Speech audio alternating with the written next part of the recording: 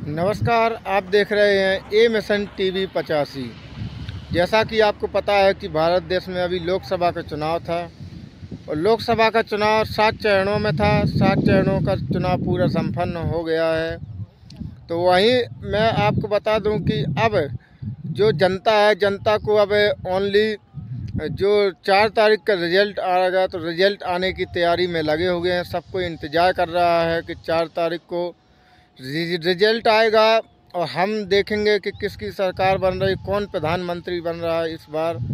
तो वहीं मैं आपको बता दूं कि जो जो अलग अलग चैनल वाले हैं वो अपना अपना एग्जिट पोल जो जारी कर रहे हैं, कहां से कितनी सीट किसको मिले, ऐसा एग्जिट पोल जारी कर रहे हैं। तो वहीं मैं आपको बता दूं उत्तर प्रदेश में 80 लोकसभा सीटें हैं, जिसमें से जो एक लोकसभा सीट है वहाँ से जो नगीना है, नगीना से भीम आर्मी प्रमुख चंद्रशेखर आज़ाद चुनाव लड़े थे। तो वहीं मैं आपको बता दूं कि जो नगीना है वो बिजनौर में आता है।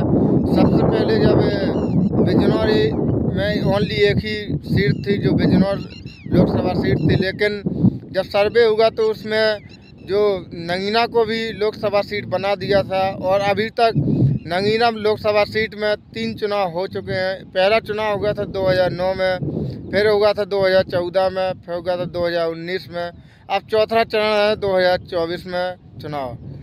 तो वहीं मैं आपको बता दूं कि जो एक सीट पोल हैं, जो अलग अलग चैनल वाले अपने अपने सीट पोल जारी कर रहे हैं, तो उसमें जो भीम आर्मी प्रमुख चंद्रशेखर आज़ाद जो नगीना से लड़े थे उनको सबसे आगे जाते दिखाई दे रहे हैं। वहीं मैं आपको बता दूं कि आप सुन सकते हैं कि जो एंकर है वो किस तरह से बोल रहा है कि चंद्रशेखर आज़ाद सबसे आगे निकल रहे हैं। सुनिए आप।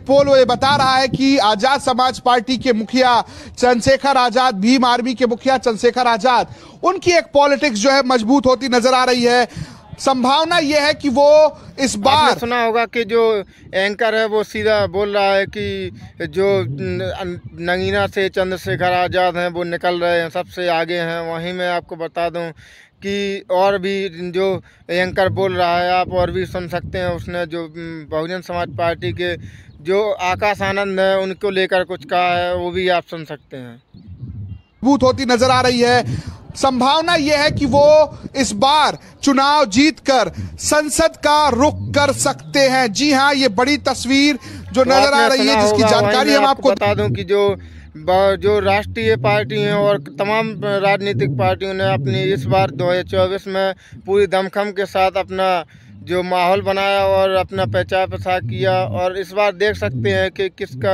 कौन इस बार प्रधानमंत्री बनेगा और किसकी सरकार आएगी। ये तो 4 तारीख को रिजल्ट आएगा, तभी आपको पता चलेगा, 4 जून को। वहीं मैं आपको बता दूं कि जो एग्जिट पोल हैं तो वो तो अपना अंदाज़ा लगा के बताते हैं, लेकिन जो मेन जो रिज़ल्ट है वो 4 जून को आना है और 4 जून को आपको पता चलेगा कि क्या होना है, किसकी सरकार बनेगी, किसकी कितनी सीटें आएंगी। वहीं मैं आपको बता दूं कि कौन प्रधानमंत्री बनेगा, ये तो 4 जून को पता चलेगा।